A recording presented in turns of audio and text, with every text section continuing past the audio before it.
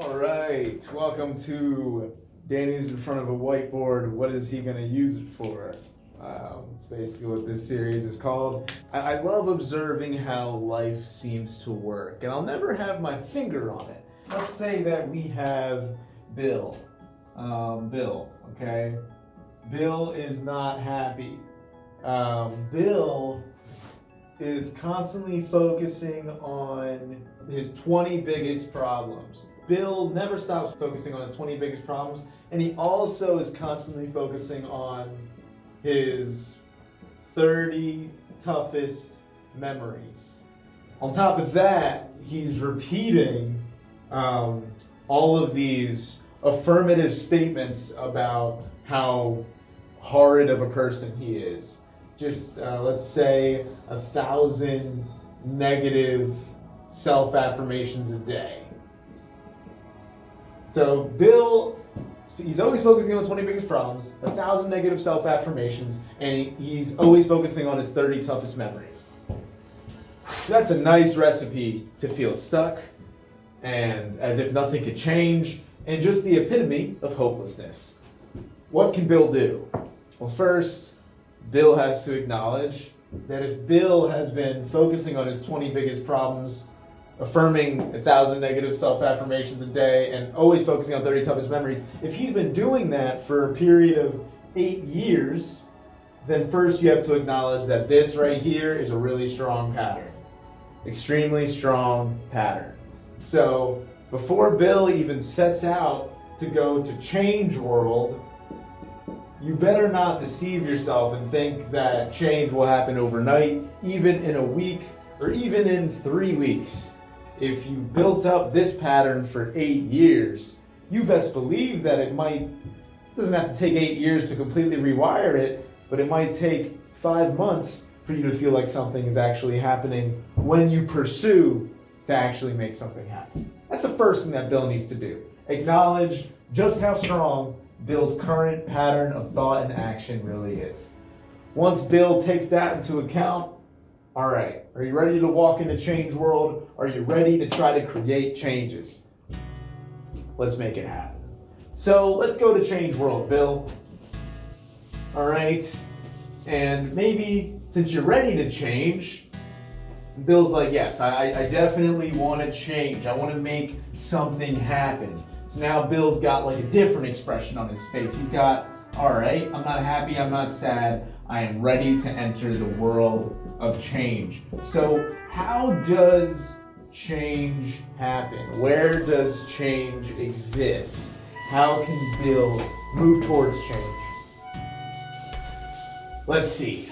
Well, a lot of the times when we talk about change, we enter the world of cliches. But we enter the world of cliches for a reason, because it's been said a million times, a million different ways. One of those ways is the word now.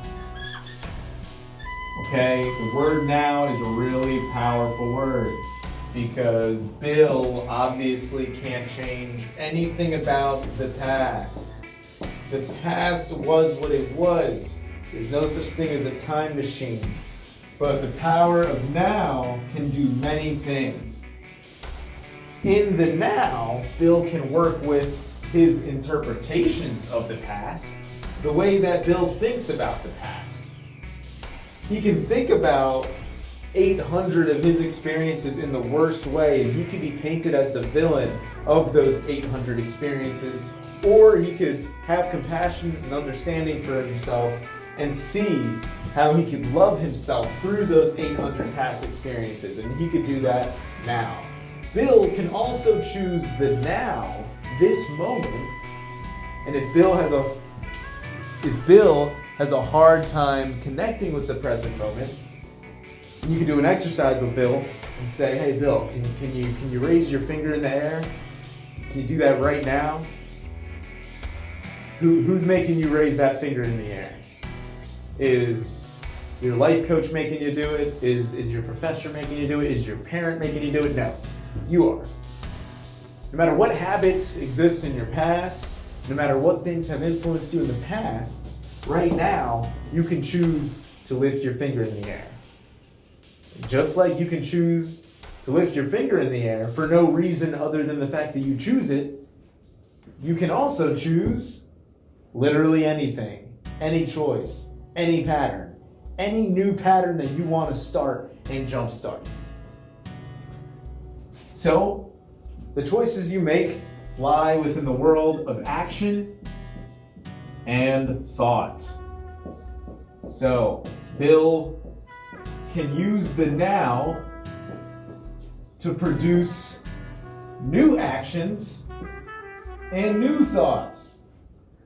A lot of Bill's thoughts, when he was in his old patterned ways, and still is because change takes time, a lot of Bill's thoughts were based on observations of his past experience and affirmations of his negative view of himself. But Bill can choose now to produce different thoughts. Is it really that easy? Yes. You can never dismiss how difficult it is to create new thought patterns, but you never want to overstate that it's difficult. And there's a lot of philosophies connected to the function of thought and how you should use it. But I will say this: if you're spending none of your thought on ideal futures and choosing to believe in possibilities beyond your eye, then all your thoughts are just observations of the past and the world around you. And you're not reaching for anything outside of your current world. So some of Bill's thoughts, ideally, will be focused on ideal futures. And you want some objective assessments of your present. Objective assessments of your presence and ideal futures, with the hopes of strategizing and creating a blueprint to get from your present world, your objective assessments of what things are currently like, bridging from there to get to your ideal futures. How do you get from one to the other? What about the actions? Well, they say actions stem from thoughts. So in the past, when Bill was, focusing on his worst memories and his worst affirmations of self and everything that was hard, naturally, Bill's actions also weren't too fruitful. But as Bill commits to the now and producing new thoughts in the now, hopeful thoughts, reframed thoughts, strategic thoughts, grateful thoughts, then Bill is setting up the ground and the atmosphere of his mind to contemplate more fruitful actions. And it's all within the now. No matter what, Bill can say, oh, but it's hard. Oh, but the pattern. Oh, but this habit. Yeah, but you possess the now, Bill. And you keep forgetting that. You keep forgetting that you possess the now. And that you can always produce a new thought now. You can always choose to focus on an ideal future now. You can always choose to contemplate a new strategy now. You can always choose to stop producing the same old thought pattern now. So liberation is through the now. Not only is it through the now, but then you need to make a choice. How are you going to exist now? How are you going to choose to show up in the world now? Are you going to show up in the world now as your past self, as your past pattern, as the 800,000 other negative thoughts that you've already produced up to this point? Or are you going to choose now to create entirely new patterns, entirely new thoughts, entirely new actions? Because if you do choose the now to create entirely new thoughts and entirely new actions, guess what?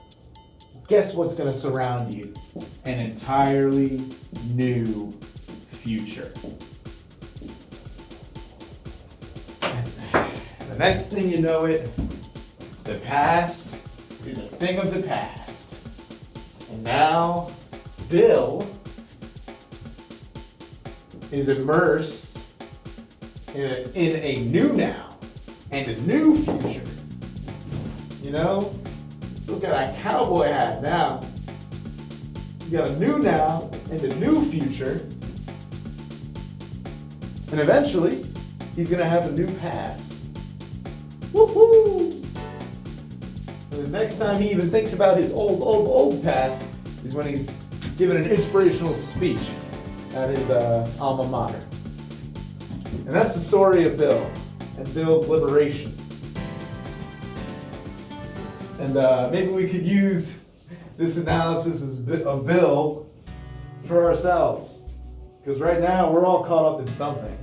Some kind of pattern, some kind of cycle that we seem doomed to, chained to.